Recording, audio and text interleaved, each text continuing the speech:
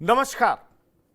बिहार की बात में आपका स्वागत है। मैं हूं पंकज कुमार। इस खास पेशकश में हम चर्चा करेंगे कि दरअसल ऐसी क्या बात हो गई कि तेजस्वी यादव को यह कहना पड़ गया कि वो चुनावी प्रक्रिया में भाग नहीं लेंगे और कहा यह जाने लगा कि इंडिया ब्लॉक की मीटिंग होगी और उसके बाद यह फैसला होगा। और फिर क्या था, एनडीए के तरफ से तंज की झड़ी लग गई।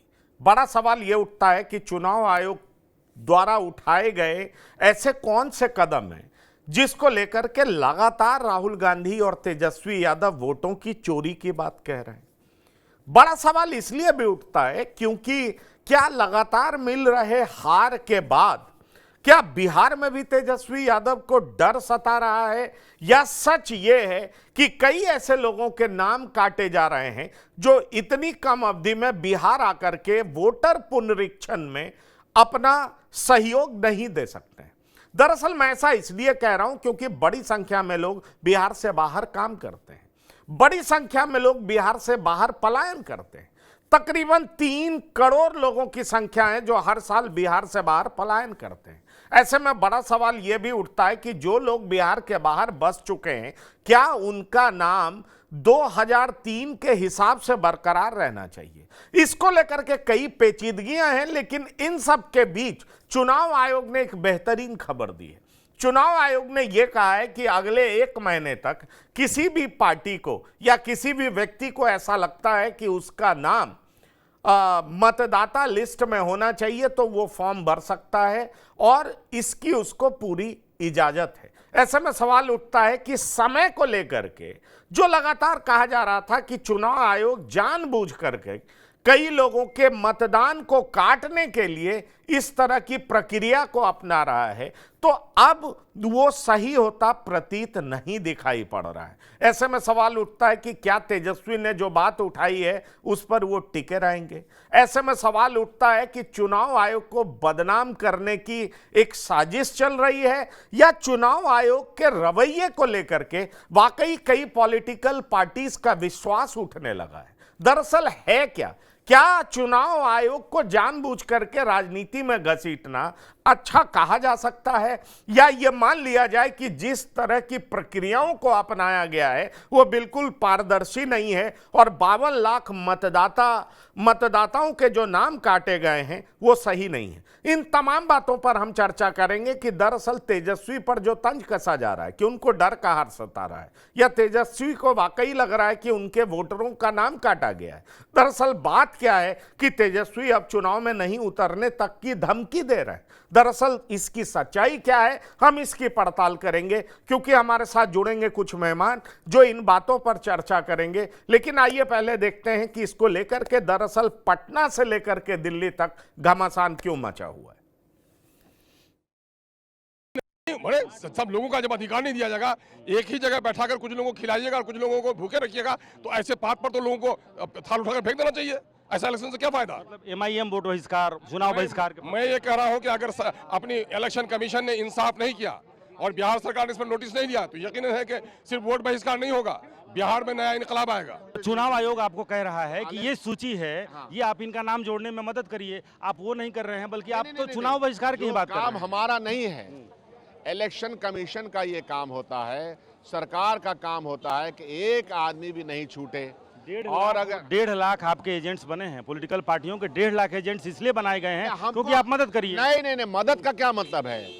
ये सरकारी लोग, आपको लगता है कि आपके लोग बाहर हो गए हैं किसी वजह से उनका नाम कट रहा है, उनको ढूंढिए, उनको जुड़वाइए। ढूंढने और जुड़वाने का मेरा काम नहीं है।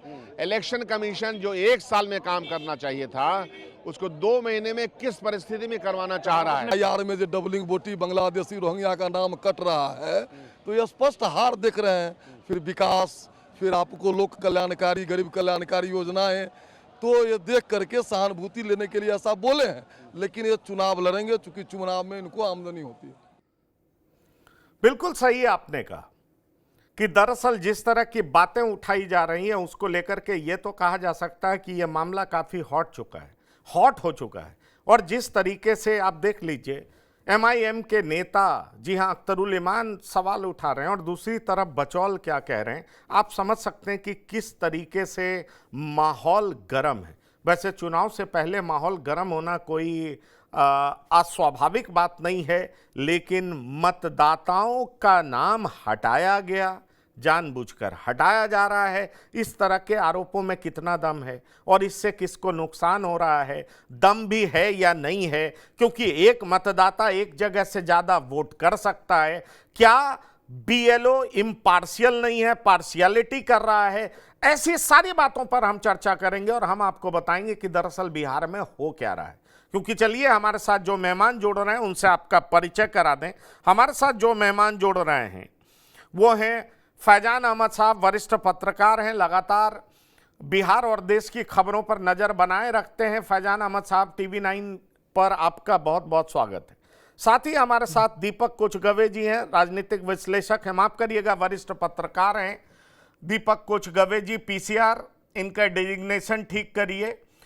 आपका भी बहुत स्वागत है दीपक कुचगवे जी हमारे साथ जुड़ने के लिए। और हमारे साथ प्रियदर्शी रंजन है, राजनीतिक विश्लेषक हैं, आपका भी बहुत स्वागत है। और दरअसल प्रियदर्शी रंजन घूमते भी रहते हैं, बताएंगे कि ज़मीन पर चल क्या रहा है। और जल्दी हमारे साथ जुड़ेंगे हमारे संवाददाता, जी हाँ, कि बिहार में माहौल गर्म क्यों है और इसको लेकर के इतनी चर्चा क्यों हो रही है और तेजस्वी अब चुनाव नहीं लड़ने की बात क्यों कह रहे हैं, ज़रा इसको समझना बहुत ज़्यादा ज़रूरी है। हम चलते सीधा फैजान अहमद साहब के पास। फैजान अहमद साहब, मतदाता पुनरीक्षण में क्या खराबी है? अगर जो लोग मर गए हों उनकी संख्या 18 लाख है तो उनका नाम क्यों होना चाहिए? जो लोग पलायन कर गए हैं, दिल्ली में रह रहे हैं, वोटर लिस्ट में नाम है, उनका नाम क्यों होना चाहिए?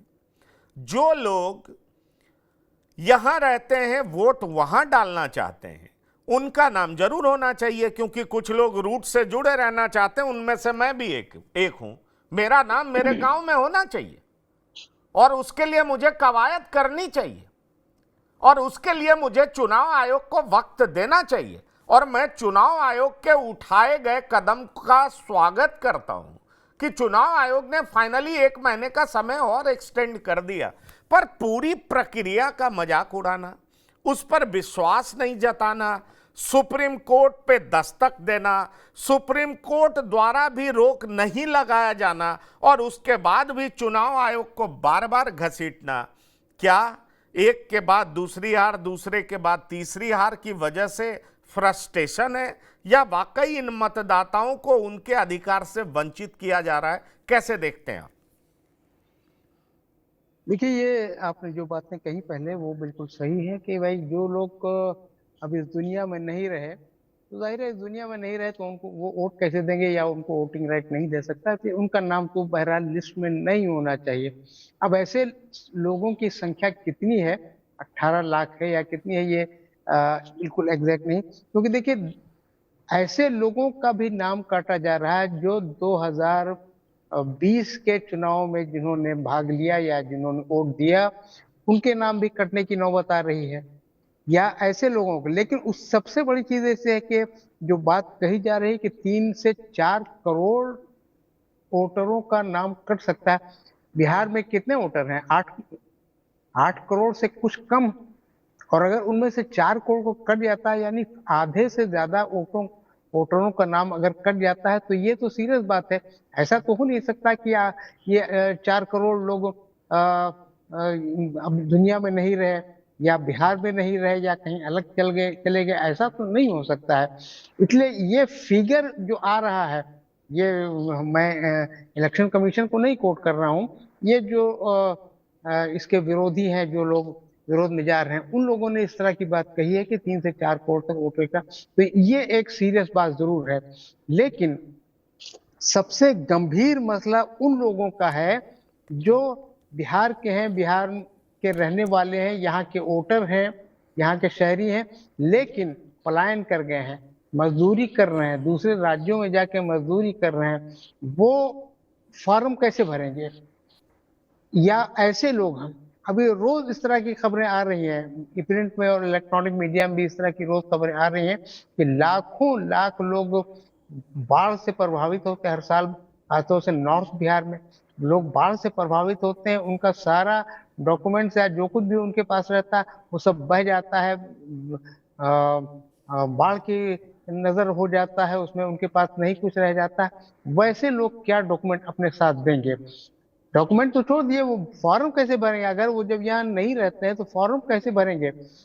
पहले ये कहा जा रहा था कि जो बीएलओ हैं वो सबके घर घर जा जा करके वो इन्यूमरेशन फॉर्म को देंगे और लोग कहेंगे कि वो इसको भर के दें, अपना फोटो लगा के दें या डॉक्यूमेंट। लेकिन ऐसा नहीं हो रहा है। मैं किसी गांव या पंचायत की बात नहीं कर रहा हूँ, मैं पटना की बात कह रहा हूँ, मैं खुद अपनी बात कह रहा हूँ। यहाँ क्या कर रहे हैं लोग?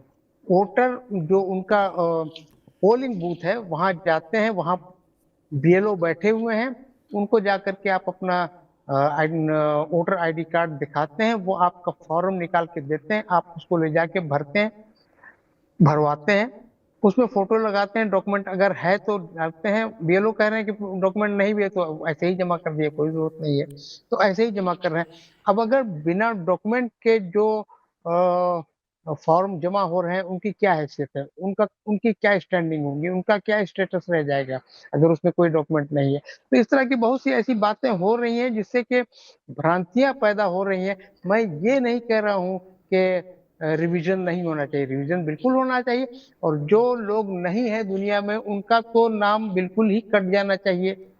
ये जो लोग नहीं है, कहीं चले गए, ये आप कैसे कह सकते हैं कि वो चले गए या वो अब नहीं आएंगे या वो वोटर नहीं रह गए? वो कहना मुश्किल है। लेकिन बहरहाल जिनका देहांत हो गया उनका तो नाम कटना ही चाहिए। अब उनका संख्या 18 लाख है या कितना लाख है, ये हम बहुत श्योर नहीं है। शायद इलेक्शन कमीशन का ये फिगर आया है कि इस तरह के लोगों की संख्या 18 लाख।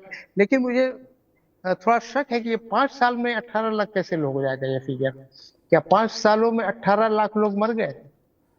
अगर 2020 में उन लोगों ने वोट दिया था तो या तो हो सकता है कि वो देहांत हो गया हो, या वो नहीं हुआ हो, बीमार हो, घर पर हो, वो अपना फॉर्म जमा नहीं कर सकते, ये भी वजह हो। क्योंकि देखिए बीएलओ ने घर घर जा करके ये काम नहीं किया, जो कि मैंडेट यही था।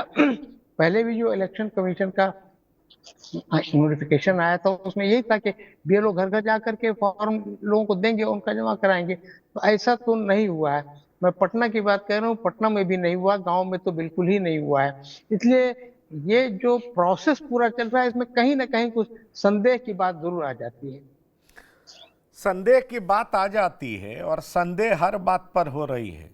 और सवाल ये उठता है कि भाई कभी तो पुनरीक्षण होगा ना, और पुनरीक्षण कहाँ गलत है? और जहां तक अभी एक सूचना आ रही है कि चुनाव आयोग ने वेबसाइट पर भी फॉर्म डाल दिया, जो मेरे पास जो जानकारी प्राप्त हो रही है, अगर वेबसाइट पे फॉर्म है, 1 महीने की अवधि बढ़ा दी गई है और उसमें राजनीतिक पार्टी से लेकर के और तमाम इंडिविजुअल को यह कहा जा रहा है कि आप 1 महीने के अंदर ये फॉर्म भर सकते हैं या भरवा सकते हैं, तो अब चुनाव आयोग ने यह विशेष अवसर प्रदान तो कर ही दिया है। अब ऐसे में फिर से तेजस्वी कह रहे हैं हम चुनाव में नहीं उतरेंगे, तो बड़ा सवाल ये उठता है प्रियदर्शी रंजन कि क्या कई ऐसे वोटर्स होते हैं ना जिनका नाम 3 जगह होता है, जिनका नाम 4 जगह होता है। जैसे फर्ज करिए एक व्यक्ति के पिताजी गांव से उठ करके पटना पहुंचे और वो लड़का अब दिल्ली में रह रहा है, तो उसके पूरे परिवार का नाम गांव में भी होगा, पटना में भी होगा, दिल्ली में भी होगा, 3 जगह तो होगा ही होगा। ऐसे लोगों का मतदान देने का अधिकार तो एक ही जगह होना चाहिए, 3 जगह क्यों होना चाहिए? अगर नाम कट जा रहा है और ऐसी संख्या बहुत है तो निश्चित तौर पर उन्हें यह अवसर नहीं मिलना चाहिए। आप कैसे देखते हैं प्रियदर्शी रंजन इसको? क्योंकि देखिए मैं ये नहीं कह रहा बीएलओ गड़बड़ नहीं कर रहे हैं, बहुत सारे ऐसे न्यूज आए हैं बीएलओ गड़बड़ कर रहे हैं, पर इस सच से भी तो इनकार नहीं किया जा सकता कि बहुत सारे ऐसे लोग हैं जो हमारे देश के निवासी भी नहीं है और उनके पास आधार कार्ड, वोटर आईडी कार्ड, जितने कार्ड होते हैं सब है। क्या उन्हें आइडेंटिफाई नहीं किया जाना चाहिए? और दूसरा सच ये भी है कि जो लोग मजदूर के रूप में बाहर काम कर रहे हैं उनको 1 महीने की अवधि में कैसे फॉर्म भराया जा सकता है? ये भी सही नहीं। तो सवाल ये उठता है कि चुनाव आयोग ने 1 महीने का एक्सटेंशन तो किया है, आप मेरी जानकारी में लाइए कि और क्या गड़बड़ियां चल रही हैं जिसको सही करने की जरूरत है और जिससे मतदाता अपना नाम इंक्लूड करा सके और सही रूप में लोकतंत्र के पर्व में हिस्सेदारी दे सकें। प्रियदर्शी रंजन, आप क्या देख रहे हैं बिहार में? अनम्यूट करिए। जी, मैं ये कह रहा था कि मैं कल ही पटना आया हूँ। इसके पहले मैं बिहार के विभिन्न क्षेत्रों में था। मुझे कोई ऐसा व्यक्ति नहीं मिला जो ये कहता हो कि मेरा नाम चुनाव आयोग के द्वारा, बीएलओ के द्वारा काट दिया गया है। कोई व्यक्ति नहीं मिला। हाँ, उन व्यक्तियों की संख्या मुझे मिली जिनका 2 जगह 3 जगह जो आप बता रहे थे कि एक एक व्यक्ति 3-3 जगह वोटिंग करता है, वैसे लोग थे जिनका नाम अब सिर्फ एक जगह रह जाएगा। ऐसे लोग, अगर राजनीतिक पार्टियों को छोड़ दिया जाए तो कोई व्यक्ति तो आएगा, कोई 1 2 4 10 व्यक्ति तो आएंगे कि हमारा नाम काट दिया गया है। वो व्यक्ति कौन है, कहां है, क्यों नहीं सामने आ रहे हैं कि हमारा नाम काट दिया गया?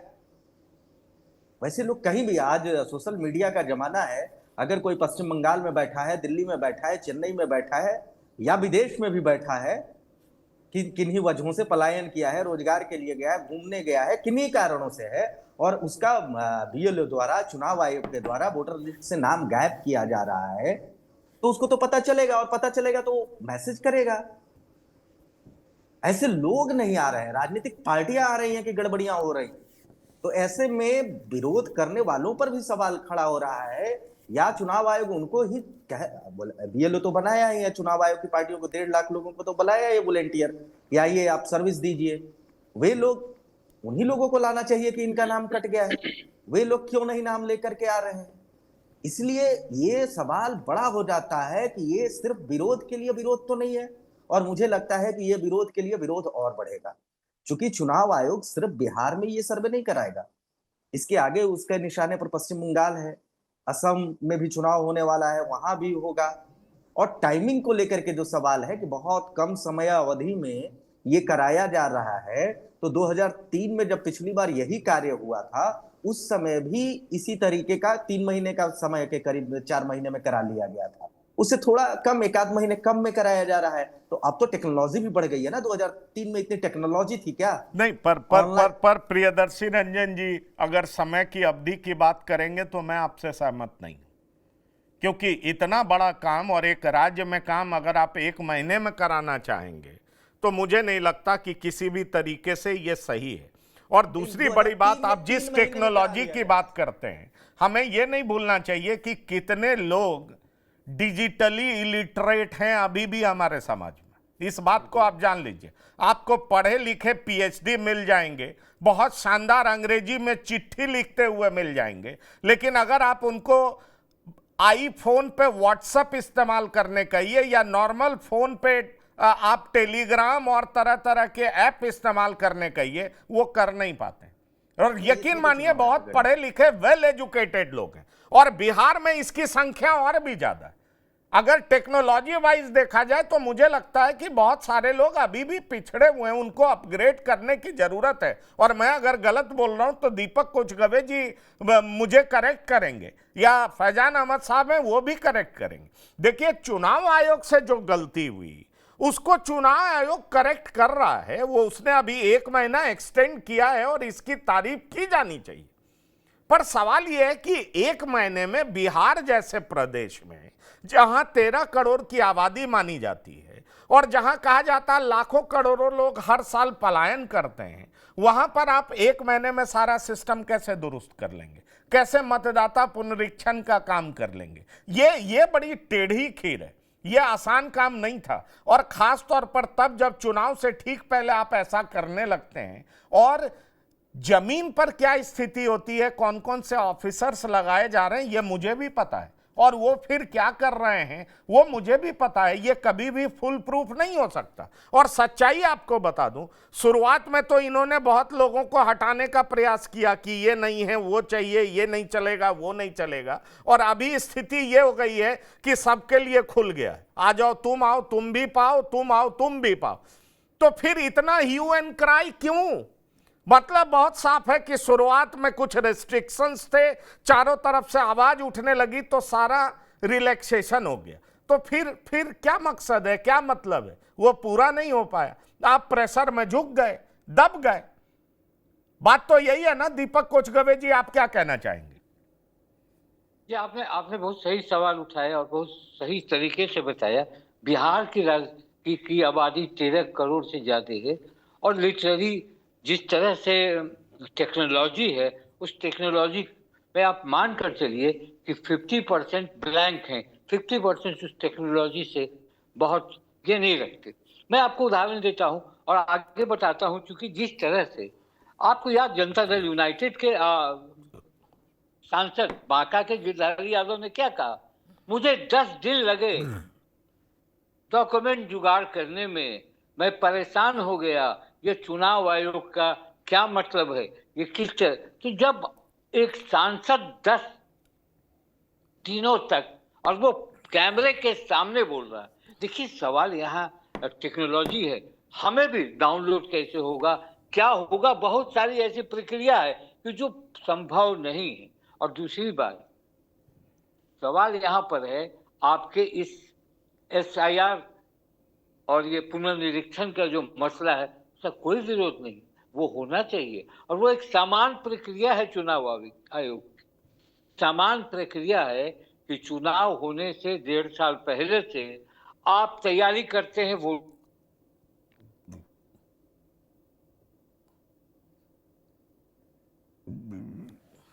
लगता है फ्रीज हो गए उनकी बात। हाँ, दीपक कोचगवे जी, आप कुछ कहना चाहेंगे? फ्रीज हो गए थे बीच में, कुछ नेटवर्क का इशू है, शायद इनसे बात नहीं हो पा रही है। हम अपनी बात को आगे बढ़ाते हैं। फैजान अहमद साहब, मैं चाहूंगा इस बात का जवाब आप ही दें। जी, तो जिस तरह से ये हाई तौबा मचा कि हमारे वोटर्स कार्ड दिए जाएंगे, जिस तरह से रोहनिया का नाम बीच में आ गया, तो इससे एक शक की गुंजाइश आ गई कि क्या मसला है चुनाव आयोग का। क्यों 1 महीने के अंदर, ठीक है आपने कहा कि 1 अगस्त तक ड्राफ्ट आ जाएगा और ड्राफ्ट आने के बाद अगर आपका नाम नहीं है तो 1 सितंबर तक आप, यही काम तो नहीं है दुनिया में लोगों का, ये चुनाव आयोग का काम है कि आप नाम हटाएं या नाम, उसके लिए समय दें, 1 साल 1.25 साल तक समय दें। देखिए बिहार चुनाव निर्वाचन कार्यालय ने क्या कहा, कहा कि फरवरी में हमारी सारी तैयारियां हो गई हैं, हमने सारा चीज तैयार कर लिया है, अब चुनाव के लिए मुझे कोई परेशानी नहीं।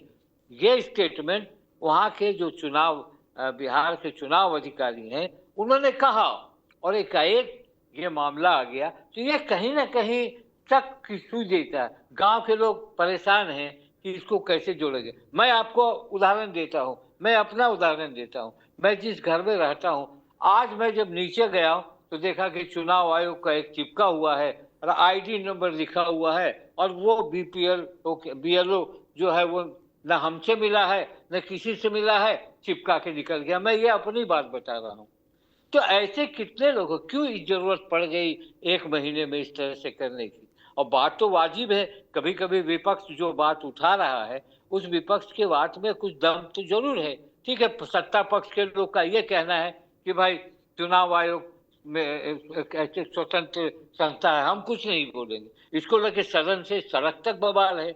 आपने देखा पार्लियामेंट में क्या हो रहा है, आप देख रहे हैं कि विधानसभा में क्या देख रहे हैं, आप देख रहे हैं सड़कों पर छात्र किस तरह से और लोग इस पर उतर चुके हैं। तो ये बहुत मजाक वाली बात नहीं है।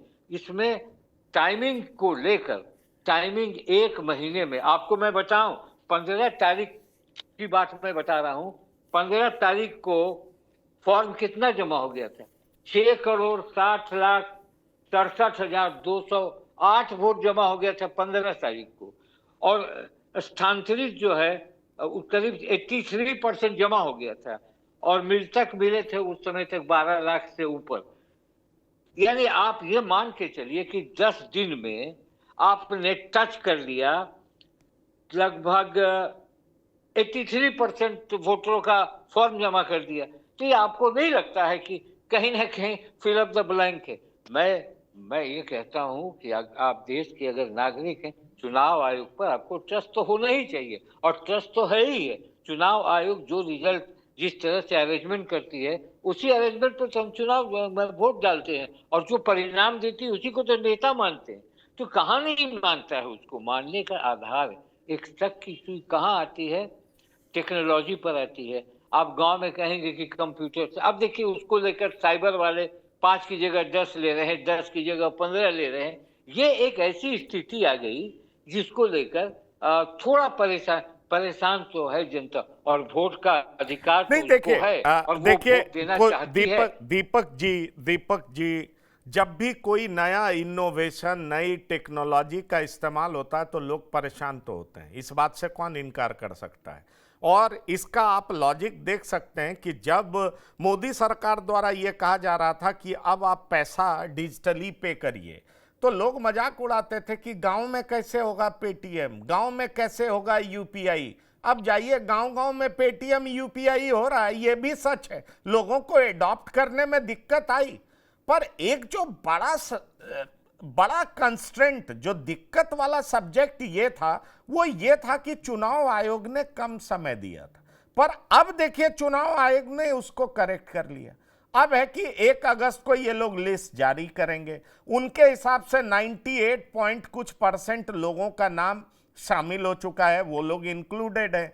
अब जो कुछ बचे हैं 18 लाख के करीब लोग मर गए हैं, मृत हो चुके हैं, उनका नाम हटना स्वाभाविक है। कुछ लोगों का नाम बार बार रिपीटेशन था, उनका नाम हटना स्वाभाविक है। लेकिन अगर कुछ लोग वाकई छूट गए हैं तो चुनाव आयोग के द्वारा जो अभी बातें आ रही हैं मीडिया के जरिए कि भाई वेबसाइट पे एक फॉर्म होगा, या पॉलिटिकल पार्टीज वैसे लोगों का फॉर्म भरा सकती है, या इंडिविजुअल खुद अपना फॉर्म भर के सबमिट कर सकता है और चुनाव आयोग उसको कंसीडर करेगा। फैजान अहमद साहब, आपको नहीं लगता कि जो गलती हो रही थी उसको करेक्ट करने का चुनाव आयोग ने जोरदार प्रयास किया? हाँ, सही है। चुनाव आयोग ने बीच बीच में जो वो किए हैं सुधार के, जो SIR में जो कमी बताई जा रही थी या जो गलती बताई जा रही थी, उसको सुधार करने की कोशिश की है। लेकिन फिर भी देखिए, मामला जब सुप्रीम कोर्ट में गया और सुप्रीम कोर्ट ने उसमें कहा कि आधार कार्ड भी आप रख सकते हैं, राशन कार्ड रख सकते हैं, वोटर ID कार्ड रख सकते हैं, तो चुनाव आयोग ने इसको नहीं माना है। उन्होंने कहा कि भाई ये तीनों कार्ड जो है वो उसमें गलतियां हैं, उसके बनाने में गलतियां हो जाती हैं, वो और हुई हैं, तो इसलिए उसको बहुत रिलायबल नहीं माना जा सकता। तो सुप्रीम कोर्ट के इस सजेशन को चुनाव आयोग ने खारिज कर दिया है। ठीक है, अब वही हो गया कि जो 11 डॉक्यूमेंट्स का उन्होंने रेफरेंस दिया, उस 11 में से कोई एक डॉक्यूमेंट को आपको उसमें जमा करना है। लेकिन जैसा कि मैंने अभी पहले भी कहा कि भाई देखिए, जैसे नॉर्थ बिहार में है, अब लगभग हर साल बाढ़ आती है, लाखों लोग बेघर हो जाते हैं, वो जाकर के एम्बैंकमेंट पर रहते हैं, उनका सारा सामान सब कुछ वो बाढ़ में बह जाता है, तो वो लोग कहाँ से लाएंगे?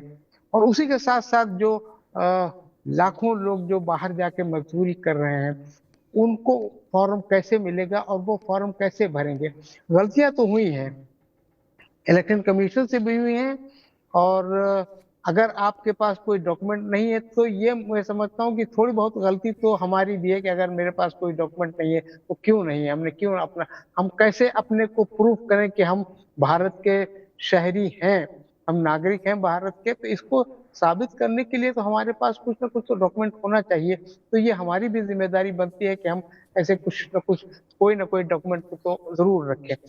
लेकिन ये जो चुनाव के ठीक पहले, यानी चुनाव से 2 महीना 3 महीना पहले जो ये एक्सरसाइज शुरू किया गया, तो इसको लेकर के अपोजिशन ने इसको एक बड़ा इशू बना लिया है, और मुझे लगता है कि ये इशू चुनाव में बड़ा कारगर होगा। ये इशू चुनाव में बहुत काम आएगा अपोजिशन के, क्योंकि ये इशू ऐसा है जो हर आदमी को टच करता है, हर आदमी के लिए ये मैटर ऑफ कंसर्न है, क्योंकि ये वोटिंग का राइट है। तो हर वोटर, माने 18 साल से ज्यादा के जो भी उम्र के जो लोग भी हैं और जो वोटर हैं, उनके लिए तो ये मैटर ऑफ कंसर्न जरूर है।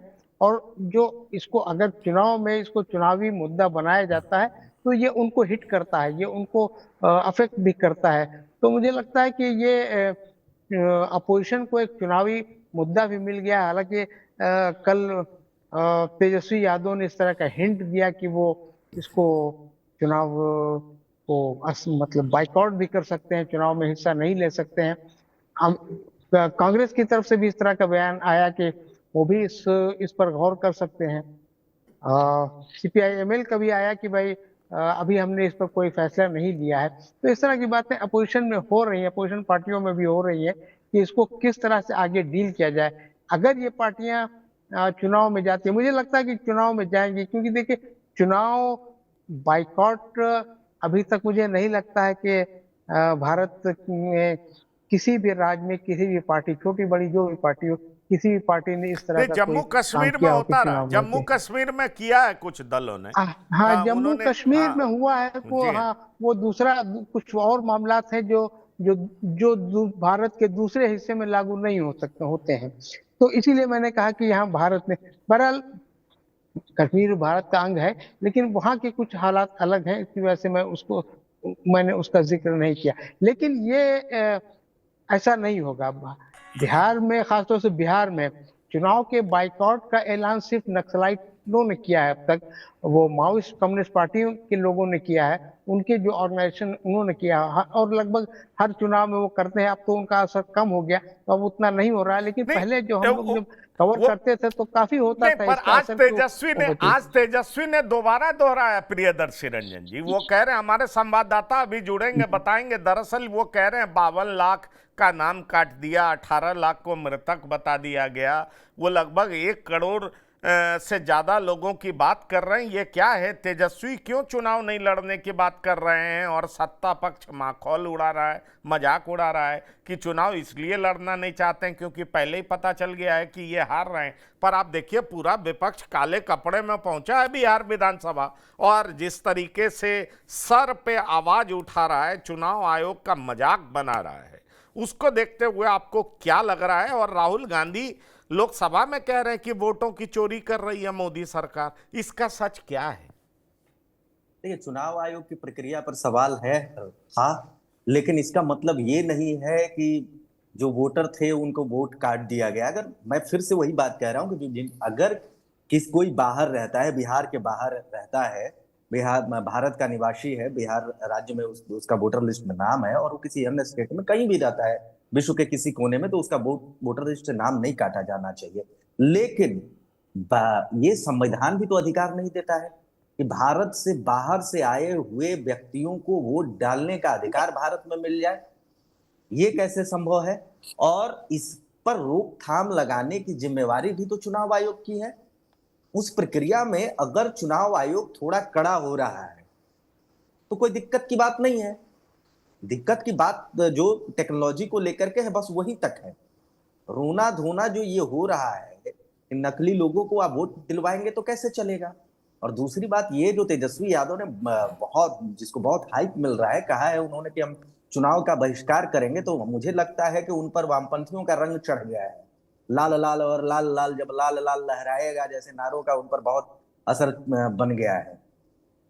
अभी जो जिक्र हो रहा था कि जम्मू कश्मीर में कई पार्टियों ने चुनाव का विरोध किया है, छत्तीसगढ़ में भी कई पार्टियां विरोध करती हैं। जहां जहां नक्सलियों का प्रभाव है, जहां जहां वाम दलों का प्रभाव है, पश्चिम बंगाल में भी कुछ दिनों पहले तक ये लोग विरोध करते थे, चुनाव का बहिष्कार करते थे। जब इनको सत्ता मिलने लगा तब विरोध इन्होंने खत्म कर दिया, चुनाव को इन्होंने अपना लिया। तो मुझे लगता है कि आइडियोलॉजिकली आजकल तेजस्वी यादव वाम दलों से पोषित हो रहे हैं, इसीलिए वे इस तरीके की बहकी हुई राजनीति में, मैं इसे बहकी हुई बात करूंगा, कर रहे हैं कि मुझे लोकतंत्र में हिस्सा ही नहीं लेना है, चुनाव में हिस्सा ही नहीं लेना है। अगर आपको चुनाव में हिस्सा नहीं लेना है तो फिर राजनीतिक पार्टी के तौर पर आप हैं ही क्यों बने हुए? अगर चुनाव आयोग से गड़बड़ी हो रहा है तो चुनाव आयोग का विरोध होना चाहिए, उसमें सुधार करवाना चाहिए। जिन लोगों का नाम कटा है उन लोगों को सामने आना चाहिए। अगर वही लोग सामने नहीं आ रहे हैं तो फिर ये किस बात का विरोध हो रहा है? क्यों? सिर्फ इसलिए कि विरोध करना है इसलिए विरोध करेंगे? चुनाव आयोग आज से सवालों के घेरे में नहीं है। चुनाव आयोग को पिछले 7-8 सालों में मैं रीड कर रहा हूं, चुनाव आयोग कोई भी स्टेप लेता है तो वो विपक्ष के निशाने पर होता है। या यूं कहिए कि किसी भी राज्य में चुनाव हो तो वहां जो विपक्ष में रहता है वो चुनाव आयोग पर सवाल खड़ा करता है। या जो पार्टी चुनाव हार जाती है, चाहे वो भारतीय जनता पार्टी हो, कांग्रेस हो, आरजेडी हो, एबीसीडी कोई भी पार्टी हो, अगर किसी राज्य में चुनाव हार जाती है तो वो चुनाव आयोग पर ठीकरा फोड़ देती है, ईवीएम पर ठीकरा फोड़ देती है। तो ये चलिए ये ठीकरा राहुल गांधी भी फोड़ रहे हैं। और हाँ, कल उन्होंने सदन के बाहर क्या कहा है आपको सुनाते हैं, जरा सुनिए उसको। मैं हिंदुस्तान की जनता को और बिहार की जनता को कह रहा हूं कि महाराष्ट्र का चुनाव चोरी किया गया था, और जैसे महाराष्ट्र का चुनाव चोरी किया गया था वैसे ही बिहार का चुनाव चोरी करने की कोशिश की जा रही है। कि ये बिहार है, ये बात समझे नहीं है, ये बिहार है और बिहार की जनता ये कभी नहीं होने देगी। हमारे लोग इलेक्शन कमिश्नर से जाके मिले, मैं नहीं था मगर सारे नेता गए, और मैंने इनसे पूछा आपको क्या लगा, और सारे के सारे ने कहा कि इलेक्शन कमिश्नर बीजेपी और आरएसएस जैसे बात कर रहे हैं। इलेक्शन कमिश्नर बीजेपी और आरएसएस जैसे काम कर रहे हैं। खैर, राहुल गांधी ये बात अक्सर बोला करते हैं, ये सिर्फ पॉलिटिकल जवाब है, पॉलिटिकल अटैक है, या इसमें दम भी दिखाई पड़ता है? दीपक कुचगवे साहब, क्या देख रहे हैं आप इसमें? देखिए, जितने बयान हैं पॉलिटिकल बयान तो होते ही हैं, और ये बयान उनका तो पॉलिटिकल बयान होगा ही, मगर हमें इंतजार करना चाहिए दो चीजों का। एक तो 1 अगस्त को जब ड्राफ्ट आ जाएगा तो उसमें कंप्लीट पिक्चर आएगा कि कितने लोगों का नाम कटेगा। बहुत सारे हल्लेबाजी है कि कोई 40 लाख कट रहा है, कोई 45 लाख कट रहा है, 18 लाख कट गया। ये ऑफिशियल नहीं है ये चीज। और दूसरी बात, 28 तारीख तक अभी देखना चाहिए कि सुप्रीम कोर्ट क्या करती है। सुप्रीम कोर्ट ने याचिकाकर्ताओं के लॉयर को कहा था कि आप सबूत लाएं। अब क्या वो सबूत लाकर कोर्ट को देते हैं, कोर्ट क्या निर्णय लेती है, ये एक अलग मुद्दा है और बड़ा इंपॉर्टेंट मुद्दा है। इस मुद्दे के बाद ही मामला और या तो तेज होगा या मामला डुबकी लगा देगा। मगर एक बात मैं कहना चाहूंगा पंकज जी, कि जिस तरह से ये बवाल छिड़ा है, और ये बवाल में जो विपक्ष की एकता में थोड़ी बहुत सुरसुराहट थी, वो एकता दिखने लगी है, और इस पॉइंट पर वो एक मंच पर आते दिख रहे हैं। और आपने देखा था सी वोटर के सर्वे में 71% लोगों ने कहा इस वोटर पुनरीक्षण के खिलाफ थे, और उन्होंने कहा था कि ये क्या हो रहा है। तो मुझे लगता है कि पॉलिटिकल बयानबाजी तो ही, जिस तरह से तेजस्वी यादव ने पॉलिटिकल बयानबाजी मारी कि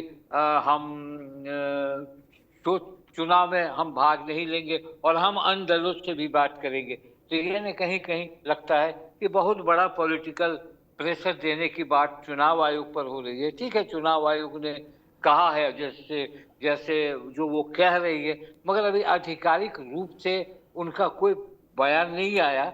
जब पता होगा 1 अगस्त को, जब ड्राफ्ट पब्लिक डोमेन में आएगा, तब पता चलेगा कि आपका नाम उड़ा है या आपका नाम जुड़ा है, या इतने लाख लोग जो पहले थे, पहले वोटर लिस्ट में इतने थे, आज इतने हैं। तो फिर और हाई तौबा मचेगी। और ये सब बातें जो चल रही है कि 4 लाख हटा, देखिए रोहनिया की बात, मैं ये नहीं कर रहा हूँ, देश में अगर कोई बाहरी व्यक्ति है तो उसका जांच होम मिनिस्ट्री करके उन्हें बाहर करने का अधिकारी होता है। क्यों बाहर है? चाहे आप विदेश जाएंगे तो विदेश में वहां की पुलिस आपका पासपोर्ट मांगेगी, आपका आइडेंटिफिकेशन मांगेगी, वीजा कितने दिनों का है ये पूछेगी। तो फिर मैं ये कहता हूँ कि अगर बिहार से सटे 2 बॉर्डर हैं, एक तो नेपाल का बॉर्डर है और दूसरा जो सीमांचल कहते हैं वो बांग्लादेश का बॉर्डर है, तो गहन निरीक्षण वहां होनी चाहिए, वहां जम के काम। और दूसरे जगहों पर बहुत सारे ऐसे जिले हैं जिससे कोई मतलब नहीं, तो ये पार्टी के लोग खुद उठा रहे हैं कि रोहनिया को बाहर करना। इसमें कहाँ विरोध है? आप रोहनिया को पकड़िए और उन्हें बाहर कीजिए। 71 में जिस तरह रिफ्यूजी आए थे, उसके बाद विभाजन जब भारत और पाकिस्तान का हुआ था, उस समय भी बहुत लोग भारत आए थे। तो ये बड़ा सवाल है कि उनकी नागरिकता कैसे मिली थी। अब नागरिकता के सवाल पर होम मिनिस्ट्री बात करेगी। चुनाव आयोग ऐसा नहीं है कि नागरिकता के बात पर वो कोई डिसीजन लेंगे, जैसी मेरी समझ है। तो इसमें होम डिपार्टमेंट को अच्छी तरीके से लग के बंगाल चुनाव से पहले वो पूरा तरीके से जो रोहिंग्या हैं, जो विदेशी हैं, जो आपके देश में छिप गए हैं, जो आपको छिप कर रह रहे हैं, उन्हें बाहर करना, तो पूरी देश उनके साथ है, हम सब लोग साथ नहीं साथ हैं। पर ये बताइए, सारी बात सही है, तो ये बताइए फैजान अहमद साहब, तेजस्वी क्यों कह रहे हैं हम चुनाव नहीं लड़ेंगे और एनडीए तंज कस रहा है, पहले ही आप हार मान लिए, चुनाव में आप उतरने की बात नहीं कर रहे हैं। क्या माना जाए, ये सिर्फ पॉलिटिकल गिमिक है, पॉलिटिकल प्रेशर है, या ये सच है कि तेजस्वी को लग रहा है कि उनके वोटर्स का नाम काट दिया गया है? और चूंकि आप जानते हैं पिछला चुनाव तो 12,500 के करीब वोटों से हार जीत हुई है, और यहां पर 1 करोड़ वोट का अगर अंतर पड़ता है तो भाई किसी भी पॉलिटिकल पार्टी का पसीना छूट जाएगा। क्या यह वजह है कि तेजस्वी कह रहे हैं भाई ऐसे ही एक्सटेंशन दे दो, क्यों चुनाव करा रहे हो, जब अगर यही कराना है तो? आज भी तेजस्वी यादव ने यह बयान दिया है, जबकि सच यह है कि चुनाव आयोग ने कहा कि मैं 1 महीने का एक्सटेंशन दे रहा हूं, तमाम पॉलिटिकल पार्टीज वोटर्स का नाम बीएलओ को दे सकती है, जुड़वा सकती है, 1 महीने तक जुड़ेगा, 1 अगस्त को लिस्ट फाइनल निकाला जाएगा। ऐसे में तेजस्वी द्वारा फिर कहना कि हम नहीं लड़ेंगे चुनाव, हो सकता है हम बहिष्कार करें, ऐसे ही नीतीश कुमार को एक्सटेंशन दे दो, और राहुल गांधी कह रहे हैं वोटों की चोरी हो रही है, क्या मतलब है इसका? देखिए, तेजस्वी यादव या और दूसरी पॉलिटिकल पार्टीज अगर इस तरह का कोई बयान दे रहे हैं कि हम चुनाव नहीं लड़ेंगे, तो ये मैं इसको बहुत सीरियसली नहीं ले रहा हूँ, क्योंकि मुझे लगता है कि ये ऐसा होने वाला नहीं है। ये एक प्रेशर टैक्टिक्स आप इसको कह सकते हैं, प्रेशर पॉलिटिक्स आप इसको कह सकते हैं। ये प्रेशर देने की बात है, और ये प्रेशर इलेक्शन कमीशन को दिया जा रहा है, और इलेक्शन कमीशन काफी हद तक प्रेशर में आता भी है, खा भी रहा है। जो भी कुछ बदलाव हो रहे हैं, या जो इलेक्शन कमीशन की तरफ से जो नई बातें हो रही हैं, या नए स्टेप्स लिए जा रहे हैं, नए डिसीजन लिए जा रहे हैं, वो प्रेशर की वजह से ही लिए जा रहे हैं। अगर ऐसा कोई पॉलिटिकल पार्टी चुपचाप ये सब कुछ देखती रहती, सुनती रहती, और कहती कि भाई ठीक है चलो, तो इलेक्शन कमीशन कोई प्रेशर में नहीं आता। लेकिन चूंकि क्रिटिसिज्म हो रही है, अटैक हो रहे हैं, तो प्रेशर में आ रहे हैं। लेकिन जहां तक मैं समझ रहा हूं, और शायद आप भी ये समझ रहे होंगे, कि कोई भी पार्टी, आरजेडी हो, कांग्रेस हो, लेफ्ट पार्टी हो, कोई भी बाइकआउट वर्कआउट करने नहीं जा रहा। इलेक्शन सभी लड़ेंगे। हाँ, ये उनको जरूर अंदेशा और ये उस बात का डर जरूर है कि भाई जो वोटर जो कट रहे हैं, हो सकता है वो मेरे ही वोटर हो। अब आरजेडी को अगर इस तरह का डर है कि इतने लाख वोटर अगर कट जाएंगे, उनके नाम कट जाएंगे, तो वो मेरे वोटर भी हो सकते हैं, क्योंकि ये आम तौर पर इस तरह की बात उठ रही है कि शायद उसमें बड़ी संख्या अल्पसंख्यक वोटरों की भी हो सकती है, बड़ी संख्या दलित वोटरों की भी हो सकती है। तो ये अंदेशा तो पॉलिटिकल पार्टीज, और खासतौर से जो नॉन एनडीए पार्टीज हैं, आरजेडी हो, कांग्रेस हो, लेफ्ट हो, तो ये उनको ज्यादा डर इस बात का जरूर लग रहा है कि अगर वो वोट कट रहे हैं, अगर वोटर लिस्ट से वोटरों के नाम कट रहे हैं, तो मोस्टली अल्पसंख्यक ही होंगे, या दलित होंगे, या अति पिछड़ा होंगे, या वैसे वोटर होंगे जो प्लान करके गए हैं, मजदूरी करने गए हैं, बाहर गए हैं, वैसे इमिग्रेंट्स हो सकते हैं। तो ये एक नेचुरल वो है। लेकिन इलेक्शन न लड़ना ये नेचुरल नहीं है, ये बिल्कुल अननेचुरल बात है, और मुझे लगता है कि ये इस तरह की कोई बात बिहार में नहीं होगी।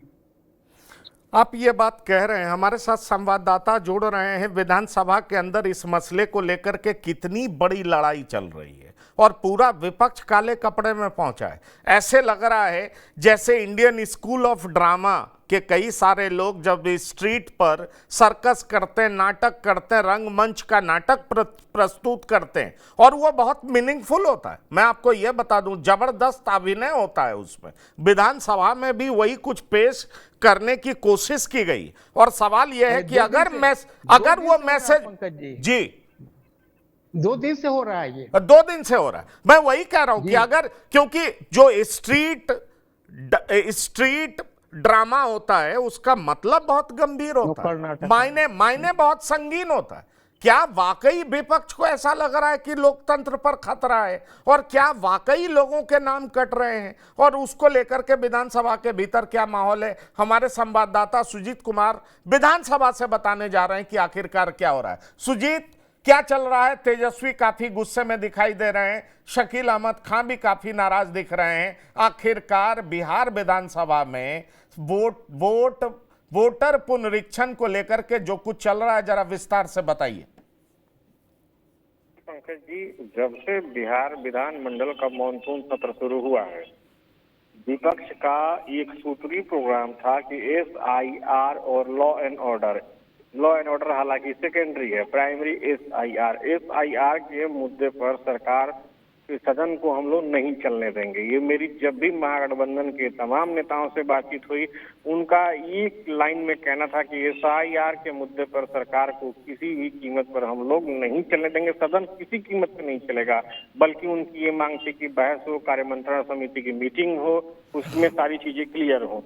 एक तरीके से देखिए, आज देखिए ये बहुत छोटा सत्र होता है पंकज जी, मानसून सत्र का केवल 5 दिनों का सत्र है। आज सेकेंड लास्ट डे है, कल लास्ट डे है, कल सदन का सत्र अवसान हो जाएगा।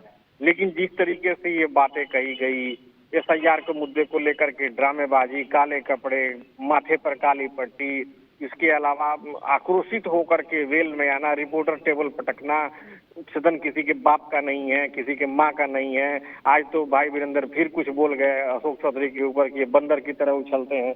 कुल मिला के देखिए SIR के मुद्दे को लेकर के डर जो है वो महागठबंधन में है। देखिए, मैं एक आंकड़ा देने की कोशिश करूंगा, ये आंकड़ा हमारा नहीं है, ये भारत निर्वाचन आयोग का आंकड़ा है SIR को लेकर के।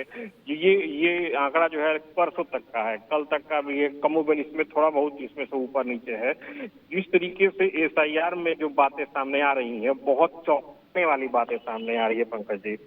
अभी जो आंकड़ा दिया गया था निर्वाचन आयोग की तरफ से, तो अब तक की रिपोर्ट के अनुसार 18,66,869, मतलब इसे थोड़ा सा और ऊपर जोड़ लीजिए, ये परसों का आंकड़ा है। ये इतने लोग मृत हैं और स्थायी रूप से जो दूसरी जगह चले गए हैं उनकी संख्या 26 लाख से ज्यादा है।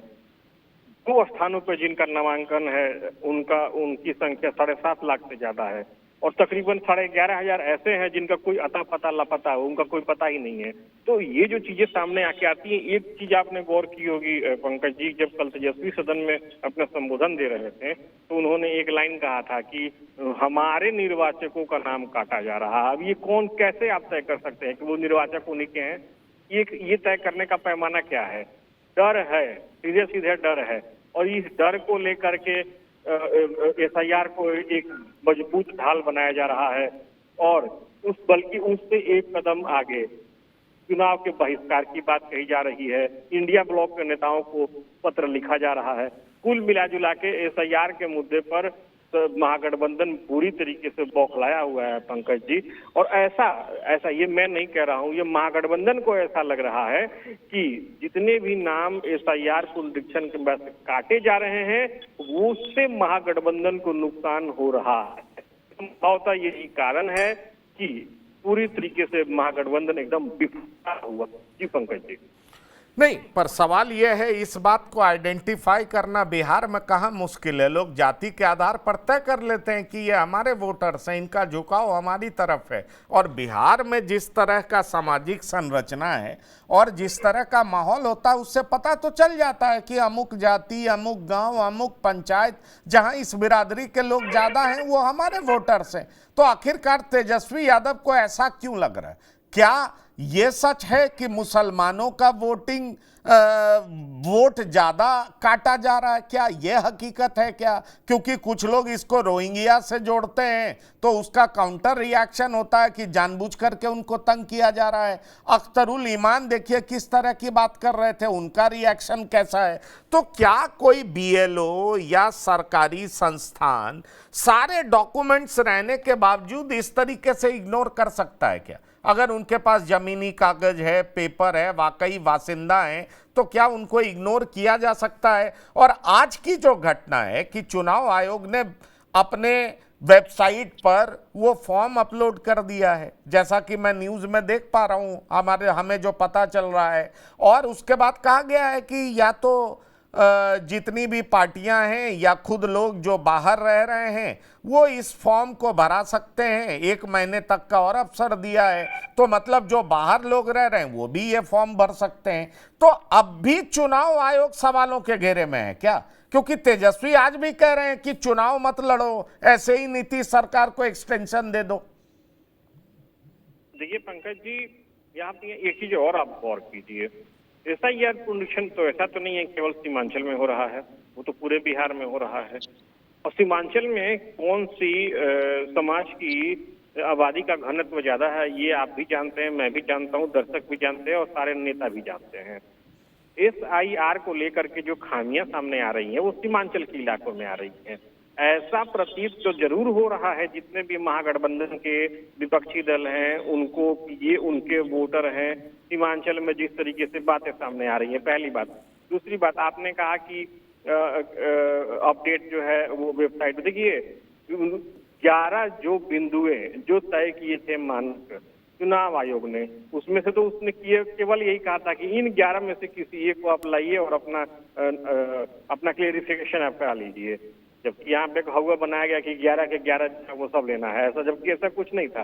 देखिए पंकज जी, अपने तरफ से चुनाव आयोग ने ट्रांसपेरेंसी बरतने की पूरी कोशिश की है। हालांकि चुनाव आयोग किस तरीके से काम कर रहा है, नहीं काम कर रहा है, उसकी एक अपनी प्रक्रिया है, उस प्रक्रिया के अनुरूप वो काम कर रहा है। लेकिन जो ट्रांसपेरेंसी बरतने की चुनाव आयोग ने कोशिश की, उस ट्रांसपेरेंसी के हिसाब से तो फिर ऐसा ही लग रहा है कि महागठबंधन को ऐसा लग रहा है कि ये ट्रांसपेरेंसी उनके लिए घातक बन रही है। इस ट्रांसपेरेंसी के हिसाब से फिर उनके लिए बहुत मुश्किल हो जाएगा अगला चुनाव लड़ना। लेकिन जिस तरीके से रोज बरोज चुनाव आयोग की तरफ से अपडेट दिया जाता है, सारी चीजों के बारे में बताया जाता है, तो अगर वोट की राजनीति करनी है या केवल राजनीतिक तकाजे से ही सब कुछ देखना है तो फिर कोई कुछ नहीं कह सकता है। फिर तो राजनीति ही है, राजनीति ही ऊपर रहेगी, सारी प्रक्रिया जो है वो पीछे छूट जाएंगी। नहीं, चलिए ये सारी बातें सही है, लेकिन सच बात यह है कि जो इस देश के वासिंदे हैं उनको तो वोटिंग राइट मिलना ही चाहिए, वो चाहे किसी भी जाति और धर्म के हों। ये तो हमारा संविधान अधिकार उन सब लोगों को देता है जो यहाँ के नागरिक हैं, और वो नागरिक कौन कौन है, किस जाति के हैं, किस धर्म के हैं, किस संप्रदाय के हैं, ये मायने नहीं रखता है।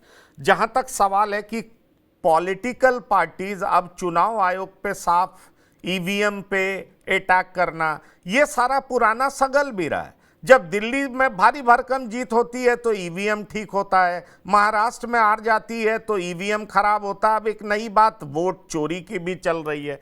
पर बहरहाल ये तमाम ऐसे इंस्टीट्यूशंस हैं जो इस पर नज़र बनाए हुए हैं। हमारे जैसे मीडिया के लोग भी लगातार इस पर कवरेज कर रहे हैं। सोशल मीडिया भी उतना ही प्रभावशाली है और हर बात चुनाव आयोग तक पहुंच रहा है। मुझे लगता है 1 महीने का जो टाइम पीरियड बढ़ाया गया है वो लोगों के लिए बहुत रिलीविंग होगा। जो लोग बाहर रह रहे हैं वो अपना फॉर्म भर सकते हैं, जिन्हें भरना नहीं आता है वो लोगों से मदद ले सकते हैं, और जो लोग छूट गए हैं बाकायदा पॉलिटिकल पार्टीज इसे जिम्मेदारी के रूप में स्वीकार करके उनका फॉर्म भरवा सकती है। क्योंकि अगर आप वोट लेके सरकार बनवा सकते हैं तो निश्चित रूप से आप उनका फॉर्म भी भरवा सकते हैं, ये भी आपकी जिम्मेदारी है। बहरहाल बिहार की बात में फैजान अहमद साहब, दीपक कुचगवे जी और प्रियदर्शी रंजन जी, आप तीनों लोग शामिल हुए, और सुजीत आपका भी बिहार की बात में शिरकत करने के लिए बहुत बहुत धन्यवाद और शुक्रिया। तो बिहार की बात में इतना ही। ताज़ा तरीन खबरों के लिए आप लगातार देखते रहिए TV9। धन्यवाद, नमस्कार।